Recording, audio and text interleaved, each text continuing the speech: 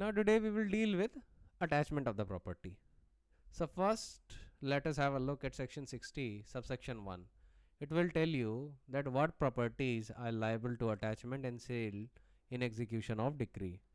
It says that following properties liable to attachment and sale in execution of a decree, namely lands, houses, other buildings, goods, money, banknotes, checks, bills of exchange, undies, promissory notes, government securities, bonds, other securities for money, debts, shares in corporations, and save is as hereinafter mentioned all the other saleable property, movable or immovable, belonging to the judgment debtor, or over which, or the profits of which he has disposing power, which he may exercise for his own benefit, whether the same be held in the name of the judgment debtor or by another person in trust for him or on his behalf. So as you can see, it is a very wide definition. So इसका मतलब almost everything can be attached except as has been given in the proviso. तो proviso को लेके अक्सर सवाल आएगा means में, ठीक है। वो आपसे हमेशा पूछेंगे कि भाई क्या ये अटैच किया जा सकता है या नहीं, क्या ये अटैच करके सेल किया जा सकता है या नहीं, ऐसे सवाल आएंगे तो एक्सपेक्ट करिएगा इनको। खासतौर से mere right to sue for damages, right to personal service, salary कितने एक्सटेंट तक अटैच हो सकती है, कितने एक्सटेंट तक नहीं अटैच हो सकती, इन सब चीज़ों को लेके क्वेश्चन आएगा।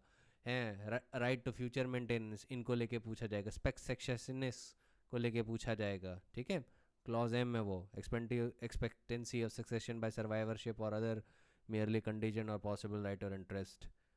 अब ये जो सारी चीज़ें हैं इसको आपको क्लॉज ए से लेके क्लॉज पी तक पूरा पढ़ना है, ध्यान रखना है। ये सेक्शन 60 आपको बाय वर्बैटिम पढ़ना होगा और ये आपकी टिप्स पे होना चाहिए, क्योंकि मेंस में आपको बेयर एक्ट लेवल पे ये एज इट इज़ लिखना है, इसमें इससे ज़्यादा कुछ नहीं है। So you can read this section your self, लेकिन ये सेक्शन इंपॉर्टेंट है तो पढ़ ज़रूर लीजिएगा। When ever I will be taking examination of this, I will be framing a question basin it on section 60। Attachment को लेकर जब भी मैं सवाल करूँगा उसमें सेक्शन 60 का इन्वॉल्वमेंट ज़रूर होगा, ठीक है। सेक्शन 61 भी लाइकवाइज बताता है कि एग्रीकल्चरल प्रोड्यूस के लिए क्या सिचुएशन है। अब ये बताता है स्टेट गवर्नमेंट में बाय जनरल और special order declare that the portion of agricultural produce और class of agricultural produce may be exempt from attachment, ठीक है। उसको आप डिटेल में देख लीजिएगा। सीजर इन ड्वेलिंग हाउस का जो प्रोसीजर है ऑलमोस्ट वर्बैटिम सेम है विद सेक्शन 47 ऑफ सीआरपीसी। वही है कि जब आप सीजर करने जा रहे हैं मूवेबल प्रॉपर्टी का, तो outer door of the dwelling house shall not be broken open. अगर एक्सेस मिल जाती है तो आप एक्सेस लीजिए, लेकिन आप अंदर आ गए, किसी ने आप दरवाज़ा बंद कर दिया, then you can break open the door of any room. Access अगर आपको ड्यूली नहीं दी जाती then you can break open the door of any room. Pardanashin women अगर रूम में है तो उनको एक अपॉर्चुनिटी देनी चाहिए टू विड्रॉ, ठीक है। After giving her a reasonable time to withdraw then you may enter the room, et cetera et cetera. ये सारी चीज़ें उतनी इंपॉर्टेंट नहीं है। मेन चीज़ जो इंपॉर्टेंट है वो है सेक्शन 60, ठीक है। सेक्शन 60 इज़ वेरी इंपॉर्टेंट, तो सेक्शन 60 जो है पूरा पढ़ लीजिएगा। सेक्शन 64 इफेक्ट बताता है कि अटैचमेंट का क्या होता है। वो कहता है कि where an attachment has been made, any private transfer और delivery of the property attached और in interest therein and any payment to the judgment debtor of any debt, dividend or other monies contrary to attachment shall be void as against all claims enforceable under attachment। मतलब एक बार property का attachment हुआ, अब अगर आपने उस पर कोई इंटरेस्ट बनाने की कोशिश की या उस प्रॉपर्टी से किसी भी तरीके की डीलिंग करने की कोशिश की, वो सारी डीलिंग लॉ की नज़र में शून्य होंगी, वॉइड होंगी, ठीक है। सब सेक्शन 2 बताता है कि एक सेविंग क्लॉज है, ये बताता है कि nothing in this section shall apply to a private transfer और delivery of the property attached or for any interest therein made in pursuance of any contract for such transfer or delivery entered into and registered before attachment। तो ये उन situations की बात कर रहा है जहाँ पे एक कॉन्ट्रैक्ट ऑलरेडी मेड हो चुका है और रजिस्टर्ड हो चुका है before the attachment order was made by the court. तो उन इंटरेस्ट को सेव किया गया है और उन इंटरेस्ट के अलावा किसी भी इंटरेस्ट को सेव नहीं किया गया है, ठीक है। तो जो सेविंग क्लॉज का जो स्कोप है वो काफ़ी नैरो है, तो इसके नैरो स्कोप तक ही कन्फाइंड रखिएगा। ये हर उस इंटरेस्ट की बात कर रहा है जो अटैचमेंट ऑर्डर देने से पहले की क्रिएशन में। मान लीजिए there is a contract that is in writing and has been registered, ठीक है, for the law for the time being in force with regards to registration of documents, register हो चुका है, प्रॉपरली स्टैम्प पेपर पे execute हुआ है, et cetera et cetera, सारी formalities comply हो गई हैं। और इसके बाद अगर अटैचमेंट ऑर्डर आता है, let us suppose dealing with the same property that is the subject matter of our contract, तो ऐसी सिचुएशन में क्या होगा? ऐसी सिचुएशन में वो अटैचमेंट ऑर्डर हमारे राइट्स को नहीं अफेक्ट करेगा, क्योंकि हमारे राइट्स जो हैं वो पहले ही क्रिएट हो चुके हैं। ठीक है, ध्यान रखिएगा इसमें, ये जो कॉन्ट्रैक्ट फॉर सच ट्रांसफर और डिलीवरी जो इंटर्ड इनटू हुआ, ये रजिस्टर्ड भी होना चाहिए।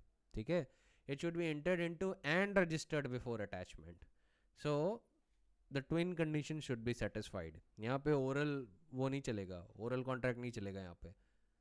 और वही अटैचमेंट ऑर्डर के बाद अगर कोई राइट और इंटरेस्ट क्रिएट होता है तो आप इफेक्ट जानते हैं, इफेक्ट उसका ये होगा कि वो शून्य हो जाएगा। ठीक है, वॉइड हो जाएगा। अब प्राइमरी ऑब्जेक्ट ऑफ अटैचमेंट क्या है? See the primary object of attachment of property is to give notice to the judgment debtor not to alienate the property to anyone, as also to the general public not to purchase or in any other manner deal with the property of the judgment debtor attached in execution proceedings। तो twin notice होती हैं ये। एक तो judgement debtor को होती है कि इस प्रॉपर्टी से अब आप डील नहीं कर सकते और एलियनेट नहीं कर सकते इसको, और दूसरी नोटिस किसको होती है? जनरल पब्लिक को, कि देखिए प्रॉपर्टी हमने अटैच कर ली है, हमने का मतलब कोर्ट, कोर्ट ने अटैच कर ली है, और अब आप इस प्रॉपर्टी को खरीदेगा नहीं, क्योंकि इसमें अगर आपने अपने राइट्स लगाने की या बनाने की कोशिश की तो वो शून्य होंगे, तो आपका पैसा चला जाएगा लेकिन आपको राइट्स नहीं मिलेंगे। ठीक है, तो अटैचमेंट्स के ये ट्विन ऑब्जेक्ट्स होते हैं। ठीक है, पहला है to give notice to the judgment debtor not to alienate the property to anyone, and दूसरा क्या है? To give notice to the general public not to purchase और in any manner deal with the property of the judgment debtor that has been attached in execution proceedings. ठीक है, अब आपका order 21 का rule 43 to 54 deal with the procedure for attachment of different types of movable and immovable property. ठीक है, ये different types of attachment की बात करते हैं,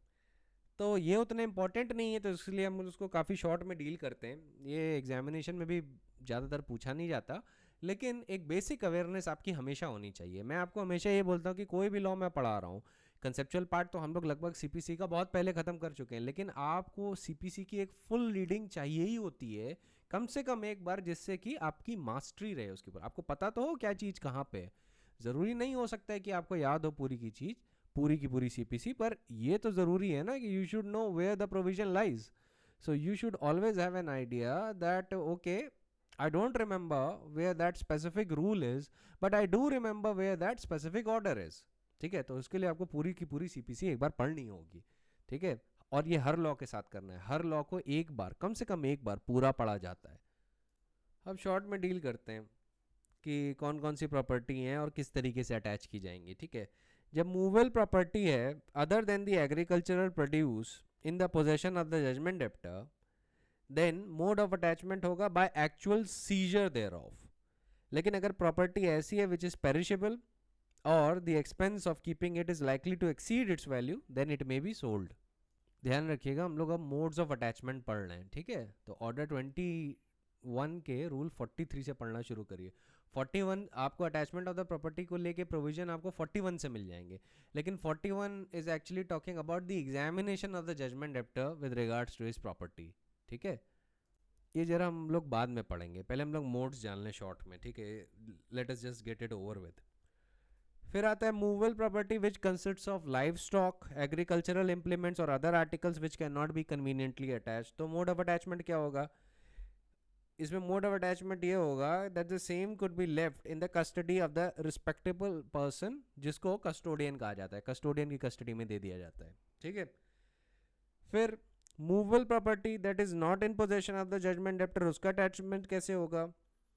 उसका अटैचमेंट, जो मोड ऑफ अटैचमेंट होगा वो ऐसे होगा कि by an order prohibiting the person in possession thereof from giving it to the judgment debtor. ये ऐसे समझिए, जजमेंट डेप्टर है और I owe something to him. ठीक है, मेरे पास वो मूवेबल प्रॉपर्टी है और मुझे वो उनको देनी है, लेट अस सपोज। तो कोर्ट मुझको ऑर्डर देगा कि ये जो प्रॉपर्टी जो है, जो आपको जजमेंट डेप्टर को देनी है, आप जजमेंट डेप्टर को नहीं डिलीवर करेंगे, रादर कोर्ट को डिलीवर करेंगे। ठीक है, ऐसा ऑर्डर कोर्ट दे सकता है। फिर है negotiable instrument which is neither deposited in the court और nor it is in the custody of the public officer. तो उसका मोड ऑफ अटैचमेंट क्या होगा?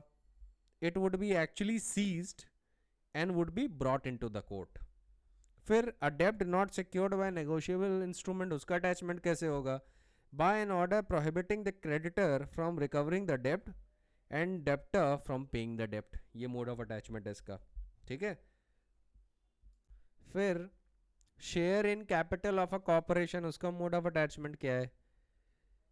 मोड ऑफ अटैचमेंट्स का ये, by an order prohibiting the person in whose name the share stands from transferring it or receiving dividend thereon, ठीक है। Order क्या prescribe करेगा? Prohibiting the person in whose name the share stands from transferring it or receiving dividends thereon. फिर share or interest in movable property belonging to the judgment debtor and another as a co owners, उसका mode of attachment क्या है? By notice to the judgment debtor prohibiting him from transferring और charging it, ना transfer कर सकते हैं ना आप उस पर चार्ज क्रिएट कर सकते हैं। चार्ज मैं आपको ऑलरेडी बता चुका हूँ कहाँ डिफाइंड है, टीपीए का सेक्शन 100। फिर आ जाते हैं salary and allowance of the public servant और प्राइवेट एम्प्लॉय, कैसे अटैचमेंट होगा? By an order that the amount shall be withheld from such salary or allowance either in one payment or by monthly installments, ये mode of attachment है। पर ध्यान रखिएगा this will be subject to section 60, उसका जो proviso है, ठीक है। सैलरी को लेके उसमें कुछ दिया हुआ है, देख लीजिएगा एक बार। पार्टनरशिप प्रॉपर्टी,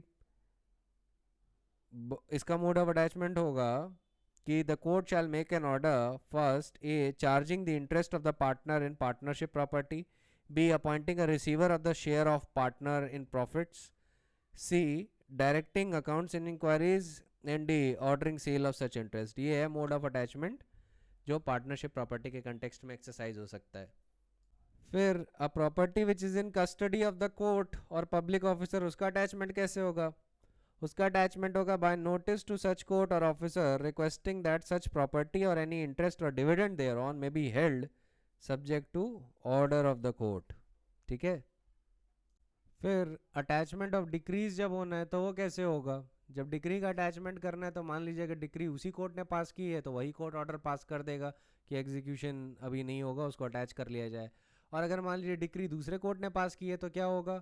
तो कोर्ट एक नोटिस भेजेगा उस दूसरे कोर्ट को जिसने डिक्री पास की है और उससे रिक्वेस्ट करेगा कि एग्जीक्यूशन ऑफ डिक्री आप स्टे कर दीजिए, और तब तक इस डिक्री को मत एग्जीक्यूट करिएगा जब तक जिस कोर्ट ने ये जो रिक्वेस्ट भेजी है, नोटिस भेजी है requesting the other court to stay the execution, जब तक वो नोटिस कैंसिल ना कर दे या judgment debtor with previous consent in writing of the decree holder और with the permission of the court applies to the court receiving such notice to execute the attached decree, ठीक है। या holder of the decree खुद himself sorts it to be executed. तो ये जो situation है पूरा एक बार देख लीजिएगा। सेक्शन 53 कह रहा हूँ, ऑर्डर 21 का रूल 53 थोड़ा काफ़ी बड़ा है, लेकिन आपको बेयर लेवल पे इसको लेके अवेयर होना है, ठीक है। आपको इसका रट्टा नहीं मारना है, आपको बेसिकली अवेयर होना चाहिए कि क्या चीज़ कहाँ पर है, ठीक है। फिर अगर रिमूवल प्रॉपर्टी का अटैचमेंट होना है तो कैसे होगा? क्या मोड ऑफ अटैचमेंट होगा? उसका मोड ऑफ अटैचमेंट होगा कि there would be an order prohibiting the judgment debtor from transferring और charging it in any manner and all persons from taking any benefit from such transfer और charge. आप transfer या charge नहीं कर सकते उसको, ठीक है। ये आपको कहाँ मिलेगा? ये आपको मिल जाएगा रूल 54 में।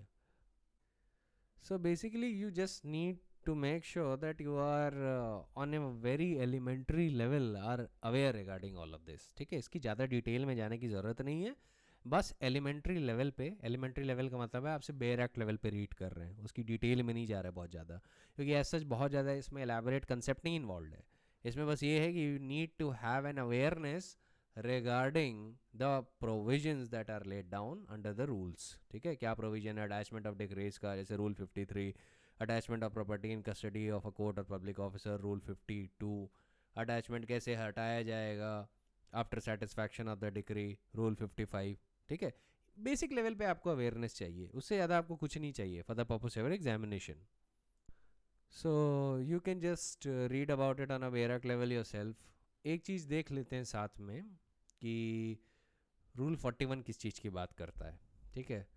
रूल 41 कहता है कि where decrees for payment of money the decree holder may apply to the court for an order that judgment debtor, whether judgment debtor is corporation, any officer thereof or any other person, be orally examined as to whether any and what debts are owing to the judgment debtor and whether the judgment debtor has what other property और means of satisfying the decree, कि उसके पास क्या संपत्ति है और कौन से means हैं फॉर सेटिस्फाइंग द डिक्री, कौन कौन सी डेप्ट हैं जो लोग उसे वो करते हैं, etcetera etcetera.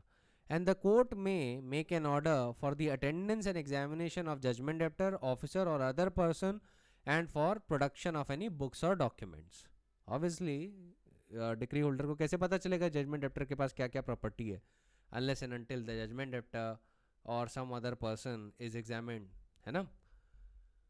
Sub rule 2 of rule 41 says whether decree for the payment of money has remained unsatisfied for the period of 30 days, the court may on the application of the decree holder and without prejudice to its power under sub rule 1 by order require the judgment debtor or where the judgment debtor is a corporation, any officer thereof, to make an affidavit stating the particular of assets of the judgment debtor. In case of disobedience of any order made under sub rule 2, the court making the order or any court to which the proceeding is transferred may direct that the person disobeying the order be detained in civil prison for a term not exceeding 3 months unless before the expiry of such term the court directs its release. This is very important, so you mark this. ठीक है, एक बार इसकी reading कर लीजिएगा. बाकी modes of attachment को मैंने superficially discuss कर ही लिया, आपको भी सुपरफिशियली इसको डिस्कस करना है, बहुत ज़्यादा डिटेल में नहीं जाना है. ठीक है, बस इतना ध्यान रखिएगा कि अगर आपसे कोई पूछे कि भाई अटैचमेंट को लेके प्रोविजंस कहाँ हैं with regard to execution of decree, तो आपको थोड़ा बहुत आइडिया होना चाहिए. ठीक है, you should have at least a bare idea. ये है बेसिक फाउंडेशन जो आपकी सीपीसी में होगी. मैं आपको कोई एडवांस सीपीसी नहीं पढ़ा रहा हूँ, मैं आपको बहुत बेसिक सीपीसी पढ़ा रहा हूँ. तो बेसिक लेवल पे आप अपनी बिगिनिंग करिए, इन चीज़ों को लेके आप सुपरफिशियली अवेयर रहिए. रेस जुडिकाटा ऑर्डर 2 रूल 2, उसमें आपको डिटेल में अवेयरनेस चाहिए क्योंकि वो इंपॉर्टेंट है और उस पर क्वेश्चन बहुत फ्रेम होते हैं. ठीक है, अब हम आ जाते हैं दूसरी चीज़ पे, that is precept. Precept is given under section 46 of CPC. Precept का क्या मतलब होता है? प्रीसेप्ट का लिटरली मतलब होता है a command, an order, a writ or a warrant. ठीक है, तो बेसिकली आप प्रीसेप्ट का सिनोनिम मान सकते हैं अ कमांड. तो क्या कमांड दिया जा रहा है सेक्शन 46 में?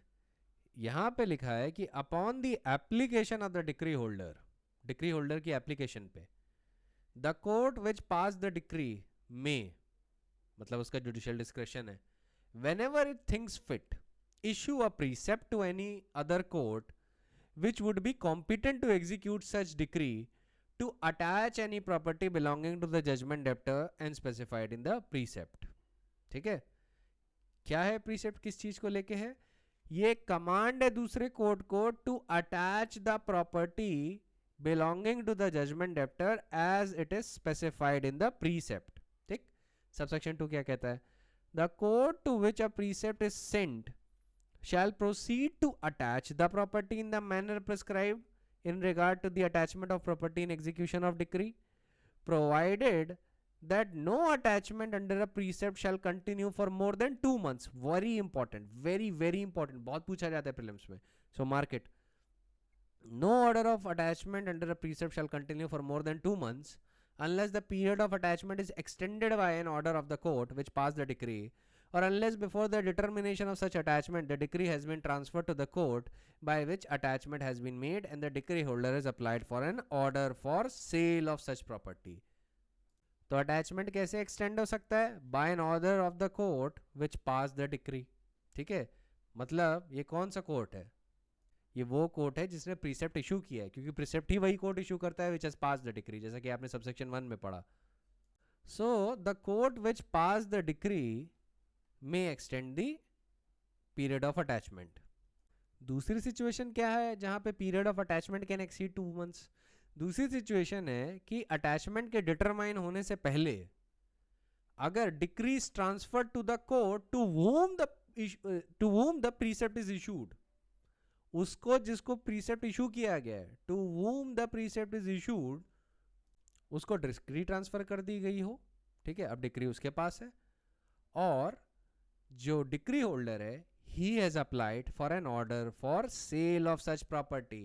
तो ये दूसरी सिचुएशन है जहां पे period of attachment can be extended.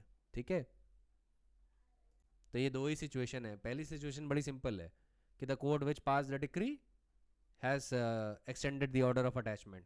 Very good, very simple. दूसरी सिचुएशन क्या है? Before the determination of the attachment the decree has been transferred to the court by which the attachment has been made and the decree holder has applied for an order for sale of such property. These are the two situations under which period of attachment can be extended under section 46 जो है precept से dealing, जो precept से deal करता है. Now what is the object of precept? Precept का object क्या है? See, the principal object of attachment by a precept order is to enable the decree holder to obtain an interim attachment of the property of the judgment debtor situated within the jurisdiction of another court where it is apprehended that the decree holder may otherwise be deprived of the fruits of decree. ठीक है? In other words, the order of precept seeks to prevent alienation of property of the judgment debtor not located within the jurisdiction of the court which passed the decree so that the interest of decree holder is safeguarded and protected. अब एक चीज याद रखिएगा, precept में कभी भी permanent order of attachment नहीं हो सकता. Precept is just a step taken to facilitate the execution. ठीक है? And merely because a precept order is issued doesn't mean the decree is transferred to the court जिसको precept order issue किया गया है. ठीक है? याद रखिएगा, the order of precept is merely a step taken to facilitate the execution. ठीक है? Merely because an order of precept has been made doesn't mean the decree has been transferred. All right? इस बात में confuse मत होइएगा. अभी भी extension of the period of attachment के point से मत कंफ्यूज हो जाएगा कि प्रीसेप्ट को ऑर्डर दिया गया है तो फिर डिक्री भी ट्रांसफर होगी. नो, ऐसा नहीं होता. ठीक है? ऐसा जब कोर्ट चाहेगा ट्रांसफर करना तो करेगा, लेकिन अगर नहीं चाहता ट्रांसफर करना तो उसे कोई ज़रूरत नहीं है ट्रांसफर करने की. ये डिस्क्रेशन किसका है? ये डिस्क्रेशन है उसका, उस कोर्ट का विच पास द डिक्री. ठीक है? और याद रखिएगा, as a general rule the attachment under the precept order is limited to 2 months unless the matter falls under the exceptional situation that is envisaged after the proviso. ठीक है? 2 months के बाद क्या लिखा है कि unless the period of attachment is extended by the order of the court or before the determination of the attachment the decree has been transferred to the court by which the attachment has been made and the decree holder has applied for an order for sale of such property. दोनों ही condition coexist करनी चाहिए कि decree transfer हुई है और decree transfer होने के साथ साथ decree holder has applied for an order of sale of such property. ठीक है? तो जब तक इन दोनों सिचुएशन में केस नहीं फॉल करता तब तक क्या होगा? तब तक ये होगा कि ordinarily the order of attachment under precept shall be no more than 2 months, shall be no longer than the period of 2 months. 2 महीने से ज़्यादा नहीं होगा. 2 महीने का पीरियड मार्क कर लीजिएगा. अब गार्निशी ऑर्डर पे आ जाते हैं. ठीक है? ये आपको मिलेगा रूल 46A से लेके आपके रूल 46I तक. ठीक है? तो गार्निशी ऑर्डर क्या होता है मैं आपको कल भी थोड़ा शॉर्ट में बता ही चुका हूँ. See, the first thing you need to notice is that what is garnishee. A garnishee is a judgment debtor's debtor. वो जजमेंट डेप्टर का कर्जदार होता है. ठीक है? तो ये गार्निशी ऑर्डर कब दिया जाता है? रूल 46A को पहले देखिए. वो कहता है कि कोर्ट में इन case of a dept other than a dept secured by mortgage और अ चार्ज. Mark this. मतलब 46A में नोटिस उन केसेस में नहीं दी जा सकती जहां पे डेप्ट इज सिक्योर्ड बाय मॉर्गेज और चार्ज. सो द कोर्ट में इन case of a dept other than a dept secured by mortgage और charge which has been attached under Rule 46 upon the application of the attaching creditor issue notice to garnishee liable to pay such debt, calling upon him to either pay into the court the debt due from him to judgment debtor or so much thereof as is sufficient to satisfy the decree and cost of execution or appear and show cause why he should not do so. तो 3 situation मिल रही है आपको. पूरी डेप्ट अपनी पे कर रही है जजमेंट डेप्टर को. अगर पूरी डेप्ट नहीं पे कर सकते तो उतना पे कर दीजिए which is sufficient to satisfy the decree and cost of the execution. या अगर दोनों ही नहीं करना चाहते हैं then appear and show cause कि व्हाई यू शुडंट पे. ठीक है?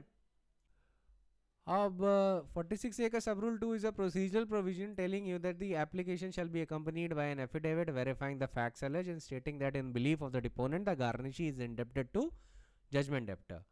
जहाँ पे गार्निशी पे कर देता है कोर्ट में the amount that is due to him from judgment debtor, या as much as it's sufficient to satisfy the decree and the cost of the execution, court may direct that the amount may be paid to the decree holder towards the satisfaction of the decree and cost of the execution. अब यहाँ पे लिखा है court में direct, but ordinarily court does direct. Court क्या करता है, ये जो भी अमाउंट गार्निशी ने पे किया है वो डिक्री होल्डर को दे देता है after satisfying the cost of the execution as the case may be. अब 46B क्या कहता है कि अगर गार्निशी कंप्लाई नहीं करता है कोर्ट के ऑर्डर से, ठीक है, मतलब ही डजंट पे द डेब्ट और the amount which is sufficient to satisfy the decree in cost of the execution, और आता भी नहीं है to show cause in answer of the notice, in answer to the notice, और अगर और he shows a general act of defiance कि मैं नहीं आऊँगा, ठीक है, I will not appear and I will show no cause in answer to the notice. तो कोर्ट क्या करेगा, कोर्ट कंपेल करेगा garnishee to comply with the terms of such notice, और ऐसे ऑर्डर पे एग्जीक्यूशन गार्निशी के ही खिलाफ हो सकता है जैसे कि it were a decree against him. ठीक है, एग्जीक्यूशन गार्निशी के खिलाफ हो सकता है as it were a decree against him. ठीक है, फिर 46C में क्या है, जब गार्निशी आता है इन डिस्प्यूट्स हिज लाइबिलिटी, तो कोर्ट फिर इशू फ्रेम करेगा और उस पर ट्रायल करेगा अगर डिस्प्यूटेड क्वेश्चन अराइज करते हैं. ठीक है, डिस्प्यूटेड मान लीजिए गार्निशी आता है, कहता है कि मैं डेब्ट ऑलरेडी पे कर चुका हूँ, मैं फिर से क्यों पे करूँ, या कोई भी डिस्प्यूटेड क्वेश्चन उठाता है, कहता है कि by law of limitation this डेब्ट इज बार्ड, ये रिकवर नहीं कराई जा सकती मुझसे, कोई भी ऐसा डिस्प्यूटेड क्वेश्चन उठाता है तो कोर्ट क्या करेगा, उसे ट्राई करेगा. ठीक है, इशू फ्रेम करके. इसका प्रोवाइजर छोटी सी बात ये करता है कि अगर मान लीजिए डेब्ट है गार्निशी की, उसके कॉन्टेक्स्ट में it is beyond the pecuniary jurisdiction of the court which is issuing the execution, तो कोर्ट एग्जीक्यूशन केस डिस्ट्रिक्ट जज को ट्रांसफ़र कर देगा. ठीक है, और डिस्ट्रिक्ट जज उसको वैसे ही डील करेगा उस केस से as if it had been originally instituted before him. फिर हम आ जाते हैं 46D पे, प्रोसीजर वेयर डेब्ट belongs to a third person. अब अगर ये सजेस्ट किया जाता है या ऐसा लगता है प्रॉबेबल कि डेब्ट belongs to some third person, या थर्ड पर्सन का कोई लीन या चार्ज है या कोई इंटरेस्ट है उस डेब्ट पे, तो कोर्ट बोलेगा उस थर्ड पर्सन को कि you appear and state the nature and particulars of your claim. ठीक है, if any there are, and prove such डेब्ट. रूल 46 आपको बस इतना बताता है कि थर्ड पर्सन को हेयर करने के बाद क्या कहते हैं, कोर्ट में make such order as it thinks fit और डीम्स फिट. ठीक है, 46F इंपॉर्टेंट है, वो बताता है कि एक बार गार्निशी ने पेमेंट कर दी on notice, then that would be deemed to be a valid discharge against the judgment debtor. मतलब उसने वो डेब्ट में पेमेंट कर दी तो वो एक वैलिड डिस्चार्ज ऑफ डेब्ट माना जाएगा. फिर बाद में जजमेंट डेप्टर उसको सू नहीं कर सकता ये कहने के लिए कि वो डेब्ट तो तुम्हें मुझे पे करनी चाहिए थी, तुमने क्यों पे की कोर्ट को. ये प्रोसीडिंग उसके खिलाफ नहीं हो सकती, that would B a valid discharge of डेब्ट. ठीक है, एक बार गार्निशी ने पे कर दिया इन pursuance of notice under section 46A, under order 21 rule 46A, not section 46A. मैं आपको शॉर्ट में बता रहा हूँ, इसको एक बार पूरा देख लीजिएगा. ठीक है, अब एक सवाल मैं आपसे पूछता हूँ और आप लोग मुझे इसका आंसर दीजिएगा, I will be expecting it, कि रूल 46F में एक बात लिखी है कि payment made by the garnishee on notice under rule 46A or under any such order as aforesaid shall be a valid discharge to him as against the judgment debtor and any other person ordered to appear as aforesaid for the amount paid or levied, although the decree in execution of which application under rule 46A was made or order passed in proceeding of such application may be set aside or reversed. अब मुझे एक बार बताइए कि ये जो amount paid है और levied है, इसमें लेवीड का क्या मतलब है, यू टेल मी दैट. ठीक है, आई बी एक्सपेक्टिंग एन आंसर, चाहे गलत आंसर हो या सही आंसर हो, मैं इससे कंसर्न नहीं हूँ कि आप गलत बोल रहे हैं या सही बोल रहे हैं, मैं इससे कंसर्न हूँ कि have you even attempted to try it और नॉट. मुझे आपका अटेम्प्ट देखना है, so I have to look at your courage, at least be courageous enough to try. अब आ जाते हैं रूल 46G पे, मुझे आंसर ज़रूर दीजिएगा उस बात का कि इसमें ये लेवीड शब्द का क्या मतलब है. ठीक है, in context of garnishee order? What does the word levied mean? किस कंटेक्स्ट की बात कर रहा है ये, या किस सिचुएशन की बात कर रहा है? खैर कॉस्ट पे आ जाते हैं, ये इंसिडेंटल कॉस्ट माने जाएंगे, that would be at the description of the court. अब 46H is also important. Appeal के रूल्स ऐसे ही उस पर अप्लाई करेंगे as if it were a decree. ये भी डीम्ड डिक्री की कैटेगरी में जाती है. ठीक है, किस में जाता है? डीम्ड डिक्री की कैटेगरी में जाती है. और प्रोविजन, और फिर 46 बस ये बताता है the provision applies to negotiable instruments as well. ठीक, गार्निशी ऑर्डर को प्रिपेयर करके जाइए एग्जाम में, इससे सवाल आ सकता है. ऑलराइट, अब एक चीज़ को लेके ध्यान रखिएगा कि जो गार्निशी के खिलाफ जो भी प्रोसीडिंग ली जाती हैं, अगर लेटर सपोज ली जाती हैं, latter suppose he doesn't deposit the amount in the court, तो देखिए याद रखिएगा वही रूल्स अप्लाई करेंगे जो जजमेंट डेप्टर को अगर के ऊपर अगर अप्लाई करते हैं, क्योंकि लॉ उसको वैसे ही ट्रीट करता है कि as if the decree had been passed against him, है ना. तो ऐसा मत समझ लीजिएगा कि आप जो property that is exempt from attachment in case of judgment debtor वो आप गार्निशी के केस में अटैच कर सकते हैं. No you can't. जो भी property is exempt from attachment in the case of judgment debtor वो गार्निशी के भी केस में it would be exempt from attachment. ठीक है, इन सारी चीज़ों का ध्यान रखिएगा. अब एक और चीज़ को ध्यान में रखिए कि ये एक इनेबलिंग प्रोविजन है. ठीक है, इस पे कोर्ट का डिस्क्रेशन है, वो चाहे तो गार्निशी ऑर्डर पास करे चाहे तो ना करे. Court is not compelled to do so. This is a discretionary order. Court may और may not pass it, but however all the discretion of the courts are to be exercise judicially. और judicially कब exercise होते हैं? When they are based on evidence, sound reasoning and on proper appreciation of facts. वो कभी भी arbitrary या capricious नहीं हो सकता. Judicial discretion can never B arbitrary और कैप्रिशियस. ठीक है, याद रखिएगा. अब मैं कुछ सिचुएशंस बताता हूँ जहाँ पे अटैचमेंट वुड बी डिटरमाइंड. ठीक है, लॉ में जब भी शब्द आप सुने ना determined, it mean something has come to a conclusion. ठीक है, तो यहाँ पे जब डिटरमाइंड शब्द ऑकर हो रहा है, जैसे आप रूल 57 में देखेंगे determination of attachment, you will see determination of attachment. तो वहाँ पे इसका मतलब क्या है? That the attachment has been terminated. ठीक है, ख़त्म हो गया है. It has ceased, it has been concluded. तो अब मैं आपको कुछ सिचुएशन बता रहा हूँ where the attachment would be determined. पहला, where the decretal amount is paid और the decree is otherwise satisfied. दूसरा, where the decree is reversed और set aside by the appellate और रिविजनल कोर्ट. ठीक है, there also the attachment shall be determined. All of this you can gather from rule 55 of order 21. उसके बाद थोड़ा आगे चलते हैं. अब जब हम लोग रूल 58 के सब रूल 3 को देखते हैं तो वहाँ पे भी हमें मिलता है कि where the court upholds the objection against the attachment and makes an order for releasing the property, there also the attachment is determined. Rule 57 के अकॉर्डेंस में where the attachment where after the attachment the application for execution is dismissed, there also attachment is determined. पर इनके अलावा भी कुछ situation है where the attachment would be determined. वो क्या है?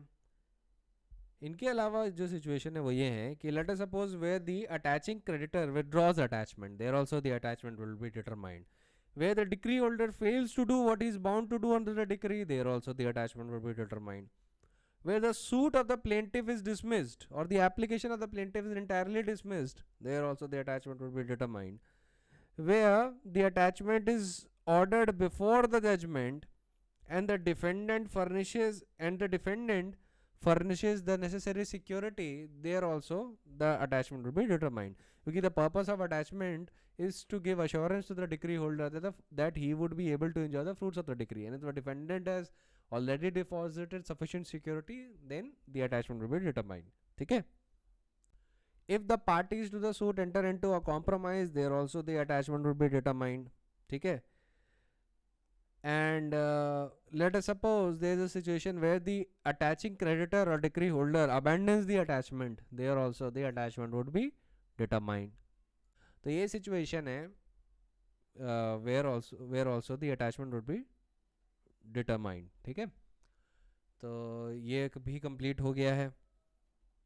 अब हम लोग आ जाते हैं सेक्शन 47 पे. ठीक है, very important. Section 47 is also very important. मतलब एग्जीक्यूशन के पॉइंट ऑफ व्यू से बता रहा हूँ, it is an important provision, तो आपको इसके अंदर बाहर का थोड़ा बहुत पता होना चाहिए, ठीक है।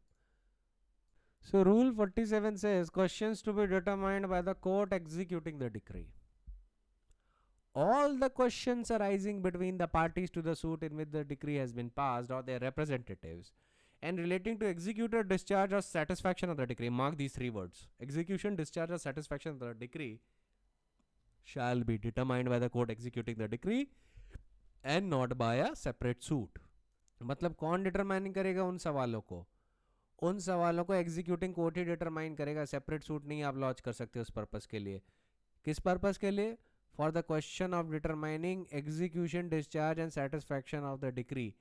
किन के बीच?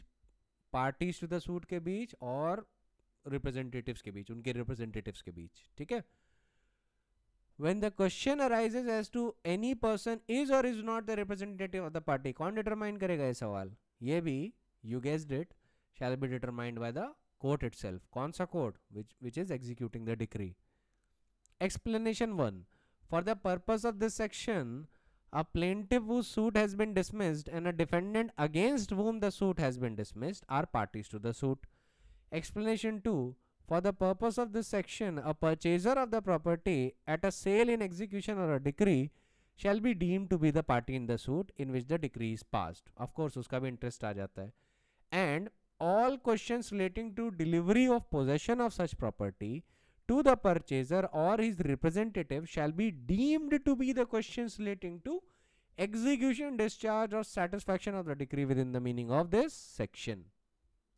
अब section 47 has to be interpreted liberally, इसको लिबरल इंटरप्रिटेशन दिया जाता है, ठीक है। और सेक्शन 47 आपको सीधे बता रहा है कि भाई कोई आप सेपरेट सूट नहीं ला सकते इन सवालों के लिए। किन सवालों के लिए? Which deals with execution and discharge and satisfaction of the decree और and the question in that context arising between the parties to the suit और बिटवीन देयर रिप्रेजेंटेटिव्स। अगर उनके बीच ये सवाल उठता है relating to execution, discharge, satisfaction of the decree, तो एग्जीक्यूटिंग कोर्ट डिटरमाइन करेगा, आप सेपरेट सूट से इसको डिटरमाइन नहीं करवाएंगे। याद रखिएगा, it won't matter whether such questions arise before the decree has been passed or after the decree has been executed, ठीक है। दोनों ही सिचुएशन में मैटर नहीं करेगा। एग्जीक्यूशन, डिस्चार्ज या सेटिस्फैक्शन को आप लिबरली कंस्ट्रू करेंगे तो जो भी सवाल चाहे डिक्री एग्जीक्यूट होने से पहले या डिक्री एग्जीक्यूट होने के बाद भी अराइज करते हैं, वो भी एग्जीक्यूटिंग कोर्ट डिटरमाइन करेगा। अब आप सोच रहे होंगे डिक्री एग्जीक्यूट होने के बाद कौन से सवाल अराइज करते हैं? हो सकता है रेस्टिट्यूशन का मैटर हो, बहुत सारे मैटर अराइज कर सकते हैं उसके बाद, ठीक है। ये सारी चीज़ें एग्जीक्यूटिंग कोर्ट डिटरमाइन करेगा, ठीक है। रेस्टिट्यूशन में तो थोड़ा और चीज़ें वाइडर होती हैं, तो अभी रेस्टिट्यूशन में मत जाइएगा, लेकिन रेस्टिट्यूशन का जो मैटर है वो एग्जीक्यूटिंग कोर्ट भी देख सकता है। उसके अलावा भी बहुत सारी चीज़ें हो सकती हैं कि मान लीजिए अटैचमेंट और सेल की बात की थी, अब आप सेल सेट असाइड कर रहे हैं डिक्री एग्जीक्यूट होने के बाद, तो वहाँ पे सिचुएशन काफ़ी कॉम्प्लिकेटेड हो सकती है। इसके लिए आप सेपरेट सूट नहीं डालेंगे, आप उसी कोर्ट के पास जाएंगे which has executed the decree, ठीक है। अब देखिए, दो कंडीशन है सेक्शन 47 की। पहला सवाल must be arising between the parties to the suit in which the decree was passed और their representative, this is the first condition. इसी के साथ ही साथ क्यूमुलेटिवली दूसरी कंडीशन होनी चाहिए। क्या है वो? That it must relate to execution, discharge and satisfaction of the decree, ठीक है। अब सवाल ये उठता है कि कौन कौन से सवाल हैं which relate to execution, discharge और सेटिस्फैक्शन ऑफ द डिक्री। अब इसका कोई एग्जॉस्टिव आंसर तो नहीं दिया जा सकता, इलस्ट्रेटिव बता देता हूँ। सवाल ऐसे जैसे कि whether the decree is executable और whether the property is liable to be sold in execution of the decree, or whether the decree is fully satisfied, or whether the execution of decree was postponed, or whether the application to set aside the sale is maintainable, or whether the sale in execution is warranted by the terms of the decree, or whether a particular property is or is not included in a decree, or whether a party is or is not entitled to restitution of property, or whether a person is or is not a representative of a party, or whether the decree holder is in a position to carry out his part of the decree, or whether the decree holder is entitled to mold the relief in accordance with the changed circumstances, or whether the decree has been adjusted outside the court, or whether the decree has been validly assigned or transferred, or whether the auction purchaser is entitled to recover possession, or questions regarding the identity of the property, or the questions regarding attachment, sale, and delivery of the property, etc., are the questions that can be said to be dealing with execution, discharge, and satisfaction of decree. Okay. On the other hand, we have the questions which are not questions relating to execution, discharge, and satisfaction of decree. क्या है वो सवाल?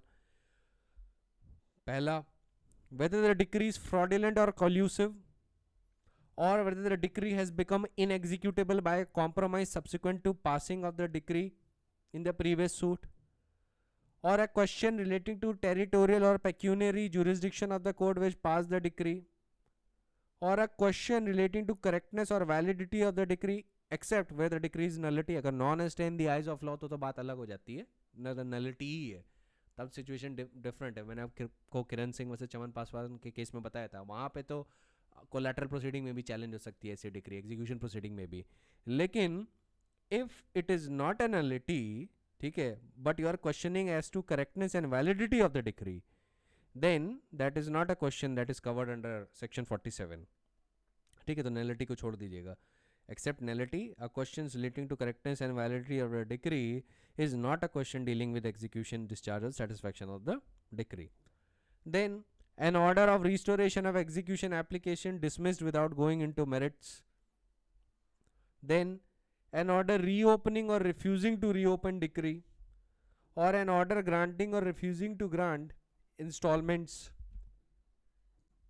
or claims by an auction purchaser for actual possession, or a pre-decree arrangement between parties, or an order appointing or refusing to appoint a commissioner for effecting partition in partition suit, or a question relating to amount of mean profits, or a question relating to maladministration by the executors of the deceased judgment debtor, or an order fixing or refusing to fix upset price of the property sought to be sold in execution, or a question of return of movables not covered by the decree, or a question regarding compensation for wrongs committed by the officers of the court in execution of the decree, and a question regarding the contribution amongst the judgment debtors, etc., are the questions that do not relate to execution, discharge, or satisfaction of the decree.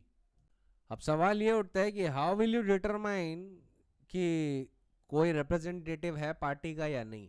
तो इसके लिए दो test दिए गए हैं. So the first test is that is whether any portion of the interest of the decree holder or of the judgment debtor which was originally vested in one of the parties to the suit has by an act of the parties or by operation of law vested in the person who is sought to be treated as representative, and if there has been any devolution of interest, whether so far as the interest is concerned the person is bound by the decree or not. ठीक है, ये भी एक test है. ठीक है, तो ये दोनों टेस्ट हैं. ये सवाल कोर्ट को खुद से पूछना चाहिए व्हेन डिटरमाइनिंग कि whether a party is a representative of the parties to the suit और नॉट.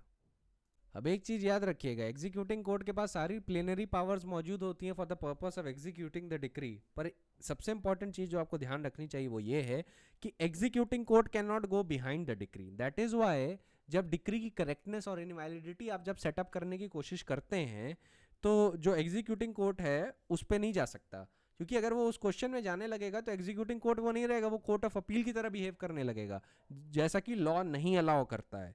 तो एग्जीक्यूटिंग कोर्ट जो होता है वो डिक्री के बिहाइंड नहीं रह सकता. This is the first principle. मैंने आपको जनरल प्रिंसिपल बताया था एग्जीक्यूशन शुरू करने से पहले, तो ये जनरल प्रिंसिपल में सबसे इंपॉर्टेंट है. ठीक है, पर जहां पे जनरल प्रिंसिपल है तो इसका एक्सेप्शन भी है, पर जहां पे terms of decree are vague or ambiguous, then it is duty of the court to actually interpret the decree with a view to find out and ascertain the meaning of the terms used. जो भी court which pass the decree ने use किए हों कि भाई क्या terms थे, या मान लीजिए प्रॉपर्टी का डिस्क्रिप्शन थोड़ा वेग है, तो एग्जीक्यूटिंग कोर्ट उस पर्पस के लिए डिक्री में जा सकता है, वो चाहे तो जजमेंट पढ़ सकता है, चीज़ें रेफर कर सकता है कि आखिर किस चीज़ की बात हो रही है, to understand the proper context. ठीक है,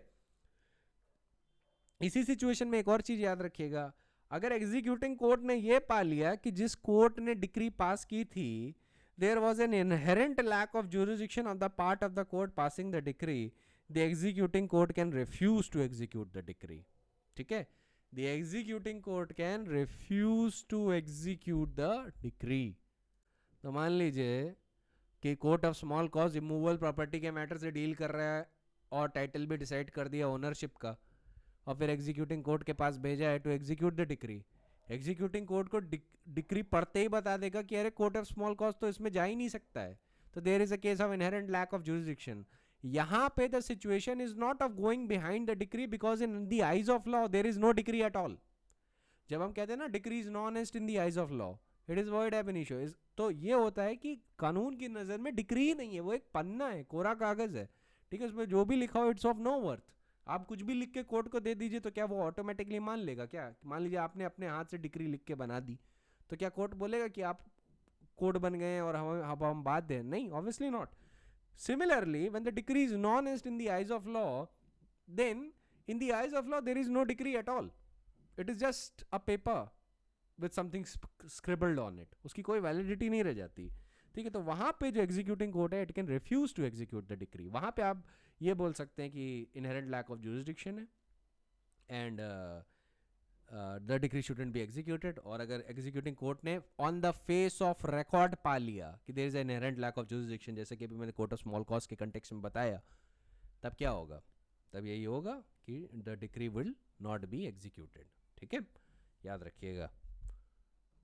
अब एक चीज़ का और ध्यान रखिएगा कि जब भी ऑब्जेक्शन एज टू वैलिडिटी आप उठाते हैं तो objection as to validity face of the record पे अपीयर करने चाहिए। अगर रिकॉर्ड पे अपीयर नहीं कर रहे हैं ना तो एग्जीक्यूटिंग कोर्ट उसमें नहीं जाएगा, क्योंकि अगर आपने इसका उल्टा मीनिंग निकाल लिया कि let us suppose face on the record पे अपीयर नहीं कर रहा, फेस ऑफ द रिकॉर्ड पे अपीयर नहीं कर रहा, even then you as an executing court are going behind the decree, then you are violating the principle of law. Principle of law क्या है कि you are the executing court. Executing court दिमाग नहीं लगा तो उसे एग्जीक्यूट करना है बस। थिंकिंग का पार्ट, इशू डिटरमाइन करने का पार्ट, वैलिडिटी डिटरमाइन करने का पार्ट, क्लेम्स डिटरमाइन करने का part court which pass the decree ने पूरा कंप्लीट कर दिया था। ठीक है, तो जुडिशियल माइंड ऑलरेडी अप्लाई किया जा चुका है। अब यहाँ पे आपका काम है execution, that is why we are referring to you as an executing court. ठीक है, आप एग्जीक्यूटिंग कोर्ट का काम निभा रहे हैं, तो आप एग्जीक्यूशन कर रहे हैं ना, तो जब आप एग्जीक्यूशन कर रहे हैं then you can not go behind the decree. तो जब भी कोई भी party questions the validity of the decree, तो ऑब्जेक्शन जो हो वो ऐसा हो which appears on the face of record. जैसे कि मान लीजिए एक पार्टी कहती है there is an inherent lack of jurisdiction, तो फेस ऑफ रिकॉर्ड पे ही अपीयर करना चाहिए that there is an inherent lack of jurisdiction. ठीक है, फेस ऑफ द रिकॉर्ड पे लिखा है कि भाई कोर्ट ऑफ स्मॉल कॉज ने ये डिक्री पास की है which deals with immovable property and the title of ownership has been decided by the court of small cause, जो कर ही नहीं सकता, तो रिकॉर्ड पे ही दिख जाएगा। So this is a case where there is an inherent lack of jurisdiction और ये रिकॉर्ड पे ही दिख रहा है। ठीक है, लेकिन जो भी सवाल हैं जिसके लिए डिटेल्ड और इलेबोरेट रीजनिंग चाहिए होगी, जैसे कि मान लीजिए एक पार्टी एलेज करती है कि भाई फ्रॉड और कल्यूजन है ना। अभी आपने देखा कि फ्रॉड और collusion are not covered within the questions under section 47, उसके लिए आपको सेपरेट सूट इंस्टीट्यूट करना होगा। तो याद रखिएगा वो इसलिए नहीं वो माना जाता, क्या कहते हैं, रिलेटिंग टू एग्जीक्यूशन, डिस्चार्ज और सेटिस्फैक्शन ऑफ द डिक्री, क्योंकि अगर उस सवाल में जाते हैं आप तो it would tend amount to going behind the decree, क्योंकि फ्रॉड और कल्यूजन जानने के लिए एविडेंस लीड होना होगा, उस पर डिटेल्ड इंक्वायरी होगी, इश्यू फ्रेम होगी, तो इतना टाइम नहीं है। एग्जीक्यूटिंग कोर्ट जो है वो ये काम नहीं कर सकता, क्योंकि अगर वो ये करने लगा that would amount to going behind the decree and acting as a court of appeal.